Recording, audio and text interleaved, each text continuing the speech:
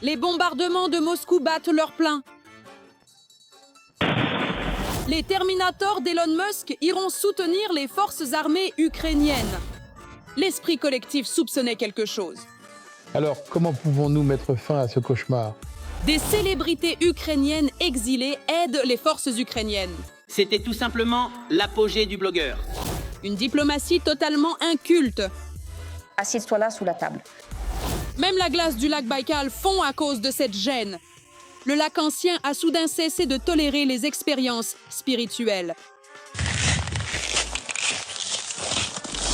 Voici comment la Russie a concrètement sauvé la région du Donbass.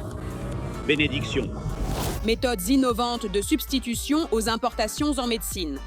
Se débarrasser de la toux et éliminer toutes les mucosités grâce à une canette de bière. Comment ne pas devenir fou quand tout le monde autour l'est déjà?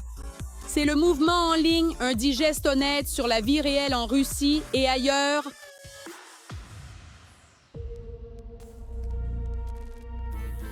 À Moscou, le mouvement prend de l'ampleur. Tout se passe comme Poutine l'avait prédit. La capitale russe reçoit activement la visite de gentils drones. Sobyanin a déjà perdu le compte. Les Russes continuent de signaler une invasion de moustiques de combat.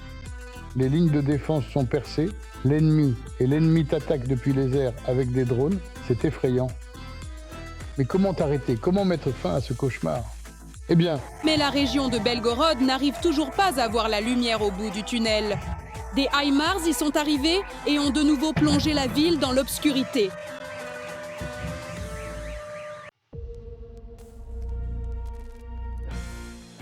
Solovyov n'arrive pas à se calmer. D'abord, ils ont eu du mal à supporter la coupure des Starlink sur le front et maintenant, ils craignent que l'Ukraine n'achète à Musk une armée de robots humanoïdes pour faire la guerre à la Russie. L'usine a commandé à Tesla la production de robots humanoïdes qui, apparemment, seraient déployés sur le champ de bataille en un rien de temps. Le prix de chaque exemplaire serait de 20 000 $. Le propagandiste du Kremlin, feignant d'être bon en calcul, a rapidement calculé combien de cyborgs seraient détruits. 24 Russes sur le champ de bataille. 20 000 $. Un robot. 100 000 $. 5 millions. 50. 10 millions. 500. 100 millions. 5 000. Milliards. 50 000. 7 milliards par an. Cela représente 350 000. Effrayant! Et qu'en est-il de « Nous vaincrons l'Ukraine en 2 jours, je donnerai... » Verkhovitch Sudoshin donnera le district ukrainien. Arrêtez de tromper les gens. Eh bien, Mais que faire si c'est d'origine? Le robot russe Fedor ne pourra-t-il pas faire face à l'armée de combat d'Elon? Ils sont fichus. Mais quelque chose me dit...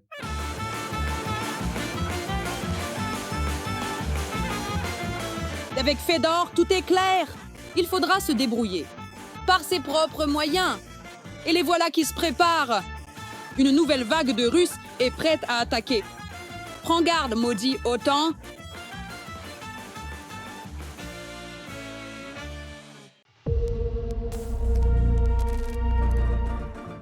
Le fervent partisan du Z, Kirill Fedorov, a été viré de la chaîne de Soloviev. Les correspondants de guerre rapportent que le propagandiste à la tête de rat a été remercié parce que dans ses émissions, la vérité gênante apparaissait parfois. Cette nuit, malheureusement, mes bons camarades sont morts. En particulier, il s'agissait du navigateur du K-52. Il repoussait une nouvelle tentative d'attaque de drones ukrainiens terroristes contre nos villes. Eh bien, en conséquence, ils ont payé le prix le plus élevé. Le Kremlin ne sait déjà plus comment resserrer la vis. Tantôt ils coupent la communication, tantôt ils bloquent YouTube. Ils en sont déjà venus à des mesures extrêmes. Bloquer Telegram parce qu'il serait soi-disant ennemi. Et cela malgré le fait qu'il ait été créé par leur compatriote Pavel Dourov. Mais le peuple russe, si attaché à ses valeurs, aime beaucoup endurer tout cela avec un sourire. Comme il sied à chacun qui a perdu la raison. L'usage de Telegram, Discord, YouTube ou VPN sera puni d'1 mois sans Internet et 100 000 roubles d'amende, sous haute surveillance. Mais cela ne pose pas de problème lorsqu'on est entouré de camarades tout aussi loyaux. Et alors si nous avons rendez-vous avec le même psychiatre, l'essentiel, c'est qu'ils soient ensemble et qu'ils accomplissent une tâche commune. Je tiens à vous dire que dans une famille heureuse, c'est le mari qui devrait prendre toutes les décisions. Et quel genre de vacances demande l'épouse? Hourra!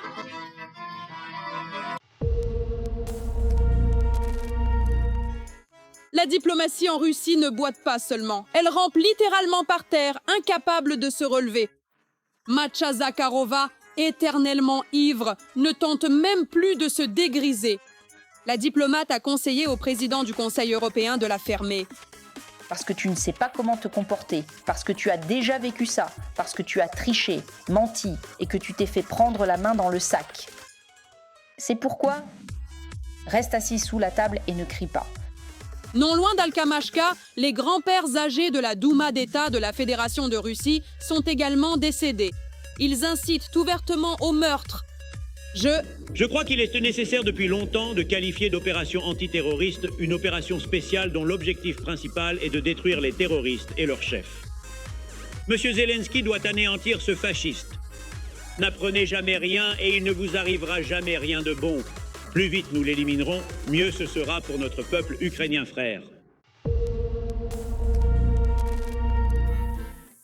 Il s'avère qu'elles ne sont pas si traîtresses que ça.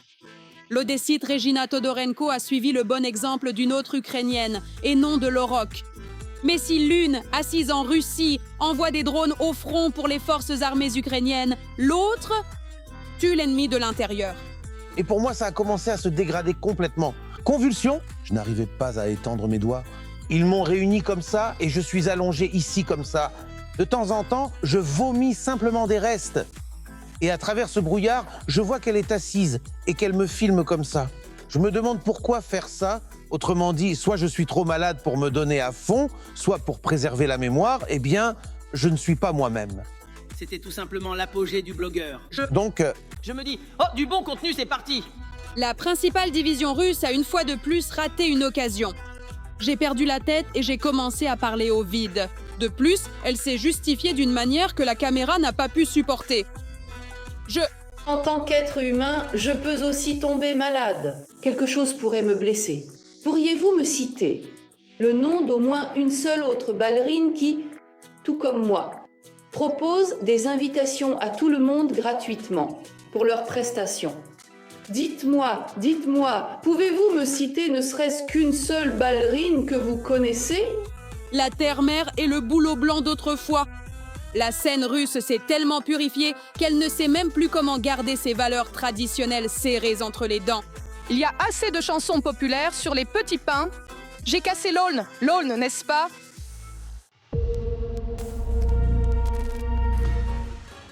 À la télévision russe, la haine continue de convaincre les Ukrainiens que l'opération spéciale de Poutine prendra fin d'un jour à l'autre. Les gars, arrêtez d'hystériser et de paniquer. Le calme, la confiance que tout ira bien, voilà la clé du succès. Plus vite vous vous calmez, plus vite tout cela prendra fin. Regardez comment se déroulent les opérations. Quand un chirurgien coupe quelque chose, vous pouvez regarder. Calmement et méthodiquement. Si quelqu'un commence à gêner, il peut y avoir un risque de conséquences désagréables. Calmez-vous, arrêtez d'hystériser. Si vous avez peur de quelque chose, il y a des caves, allez-y, attendez un peu, tout cela se terminera bientôt. Ne gênez pas la Russie dans son aide. Pendant ce temps, l'aide de la Russie et son intervention chirurgicale ressemblent à ceci. Des dizaines de villes sont devenues inhabitables. Par exemple, la ville de Bakhmout, où la Russie a détruit non seulement l'infrastructure, mais a aussi enterré ses propres garçons. La ville est en ruine depuis 3 ans maintenant.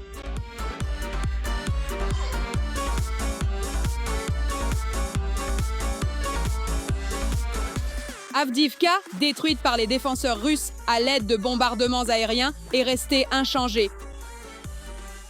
La population locale, dont il ne reste qu'environ 0,1%, soit moins de 200 personnes, est entassée dans quelques immeubles rénovés, survivant grâce à des générateurs.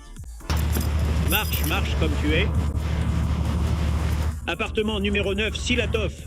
Silatov, Tcherkassov. Mais de retour en ville, des influenceurs continuent de filmer les ruines de la ville pour des vidéos TikTok. La source de Makiivka bouillonne. Mais quelle honte! Dites-moi s'il vous plaît, est-ce un printemps bon sang? Une sorte de créature. Nous, pour qu'il crève. Dans la ville près de Donetsk, l'eau est enfin apparue. Mais il y a un détail. Désormais, les paysages de la ville ressemblent à peu près à ceci. Le printemps est arrivé à Starobelsk, dans la région de Luhansk. Mais c'est un printemps russe. La souffrance n'aide pas, car on a décidé pour eux que la Russie serait avec eux pour toujours. Et si dans toutes les villes du Donbass occupées par la Russie, il y a des problèmes d'absence d'eau, ici, c'est tout le contraire. On ne peut pas marcher dans les rues, tout est inondé. Les habitants essaient de renforcer la digue de la ville avec des sacs de sable pour arrêter la montée des eaux. Sur fond d'assèchement de tous les réservoirs de la région, Sela ressemble à une lumière au bout du tunnel.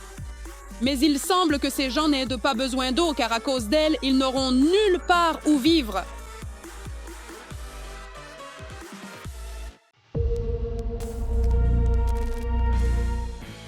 Les plans d'eau en Russie souffrent aussi à cause des Russes.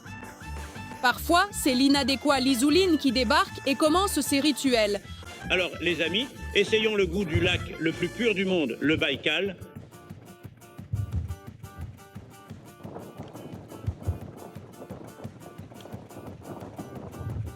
Pour de telles perversions, on a déjà demandé pardon à genoux.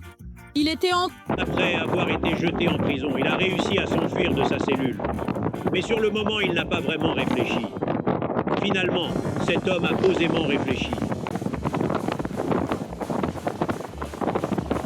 Cette fois, après le chaman, ce sont les croyants en la Sainte Russie trinitaire et les reptiliens, la famille Tsiganov, qui ont profané le lac le plus pur.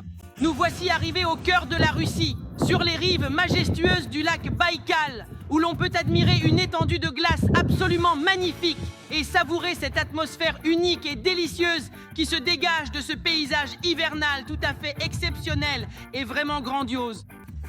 Pour de tels rituels, la Sainte Russie se mettra en colère et se vengera du peuple qui s'abrutit devant la télévision du Kremlin.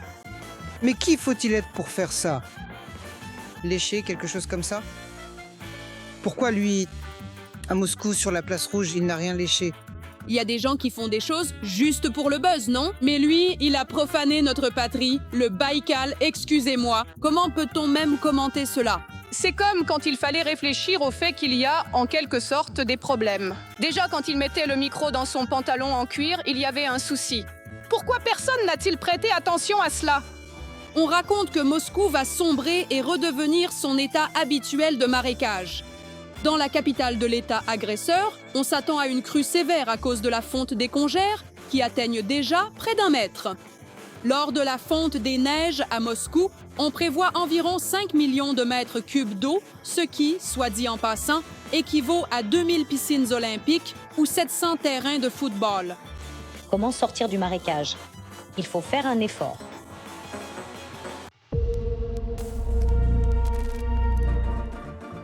L'opération militaire spéciale se déroule comme prévu. Les opérations militaires spéciales se déroulent strictement selon le calendrier. Poutine a promis, Poutine a tenu parole. La terre du cimetière continue d'accueillir de nouveaux cercueils de zinc de l'élite du pays. Ils remplissent les objectifs en avance sur le temps. Nous espérions vraiment que cette allée ne continuerait pas à s'agrandir et que de nouvelles tombes n'apparaîtraient pas. Mais malheureusement, à l'heure actuelle, nous arrivons à la fin. Le 9e carré a... Malheureusement, en 2026, l'administration du cimetière et les proches des défunts sont à nouveau contraints de faire appel à l'aide des citoyens et des entrepreneurs sensibles de la ville. Une nouvelle collecte de dons a été lancée, des fonds nécessaires pour l'aménagement du 9e carré, les allées de la gloire. Les choses au front ne se passent pas vraiment comme prévu. Le plan a été dépassé. Les poches des fonctionnaires des tours du Kremlin se remplissent. Et les occupants finissent de manger du pain noir avec du sel en première ligne. Voilà l'ambiance chez nous.